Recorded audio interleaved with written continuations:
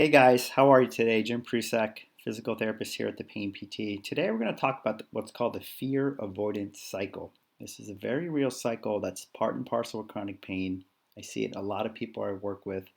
We're going to go over this model here and how it can really keep you stuck from healing. And this fear avoidance cycle is not something Dr. Sarno put out, but it's been studied pretty extensively since the mid 80s with researchers. And they've come up with this sort of diagram here that I want to go over with you guys today. So when we're looking at some type of pain experience, it can come from an injury, an acute injury. It can come from stress-related stuff, as you guys know, with TMS. But essentially what happens is we end up with some type of symptom experience or pain experience. And this is where it gets critical, is what happens after we experience this pain or symptom. If we go into this loop that they're talking about here, which is pain catastrophizing, which is associated with negative thinking, okay, which comes from negative emotions, the big one being fear. Okay, so fear, worry, concern, anxiety, all drive negative thinking around our pain experience or symptom experience. And what happens is this leads to more pain-related fear, symptom-related fear, which leads to what's called fear avoidance and hypervigilance. Okay, these two things have also been well studied in the literature. And fear avoidance and hypervigilance both are shown to cause more disuse, depression, disability, and then lead to more pain. So I want you guys to understand that the actual cycle itself can create more pain. Okay, this is really important to understand, is that the fear avoidance cycle itself can cause pain for you. It's nothing to do with your body, nothing to do with a structural injury. It has to do with your brain. Okay, and it starts with catastrophizing, worrying, anxiety, fear, which leads to this loop here. So we're trying to get out of this loop and move to a different pathway, okay, which is over here, which is a pathway of no fear, confrontation, and recovery. Now, this pathway comes from what? It comes from our understanding and knowledge of what our condition is. Now, it's really important to distinguish that you have what's called TMS, tension myositis syndrome, or what we call mind-body syndrome, MBS, or PPD, psychophysiologic disorder. Once you've been diagnosed with that, or you know you have that, you need to take this pathway, okay? Because like I said, this loop here can be keeping you stuck. This may be the only thing keeping you stuck from moving forward, possibly, in your recovery. So these researchers who studied this came up with this image here.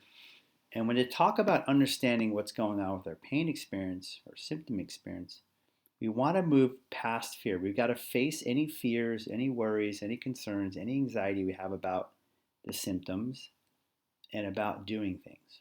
Okay, so this leads to what's called confrontation. We've got to confront or face the very things that we fear, the very things that we think negatively about. Because with TMS or mind-body syndrome or PPD, they're not dangerous. There's nothing really going on in your body that is truly threatening or truly dangerous. It's all coming from your brain and nervous system. So Dr. Sarno would say the same thing. He says, don't be intimidated by your pain. Don't be intimidated by your symptoms. You got to confront these things to have a recovery.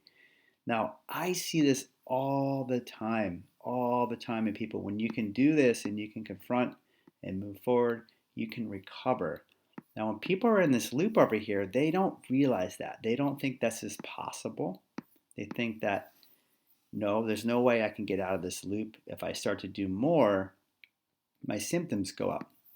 Okay, and then I end up going back around again. I get more negative thinking, I get more fear, I get more avoidance, more hypervigilance, and we just go round and round. Now remember, the researchers have found through many, many studies that as you start to break this cycle and move over here and confront these things, it's very normal and very common for your symptoms to spike up, to rise up. And it's not, again, because of an injury or a physical injury. It has to do with the cycle over here. Okay, so we're breaking a conditioning pattern now. This is a fear avoidance conditioning pattern that we're trying to break. We're trying to do something different. So this is why I want you guys to really understand this, is that if you're having a fear avoidance around certain activities or things you're doing, or you have a lot of hypervigilance, we want to step out of this and move towards, hey, look, there is nothing really wrong with me other than I have some signaling coming from my limbic brain that's creating this pain experience. And I want to step out of this and move through my fear. I want to confront and engage in activities that I haven't been doing to show my brain that I can do it, to show my brain I'm okay. And as I'm doing that with graded exposure, I may have pain. I may have an increase in pain or symptoms, but that is normal. That is normal part of breaking the cycle, which causes more pain. So I really want you guys to understand this because this is how you're going to recover. I always am telling people, look, you cannot wait for your pain to settle down before you start moving into getting back to your life.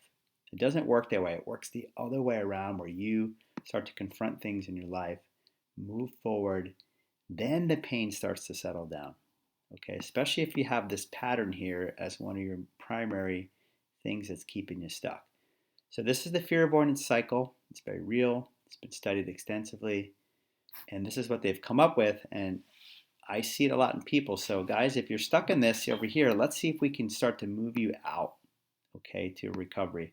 If you need help in this or need support, reach out. That's my job as a pain coach and physiotherapist to help you guys move forward so you can all recover and get your lives back. All right. Have a wonderful day, guys. I'll catch up with you next time. Take care now. Bye.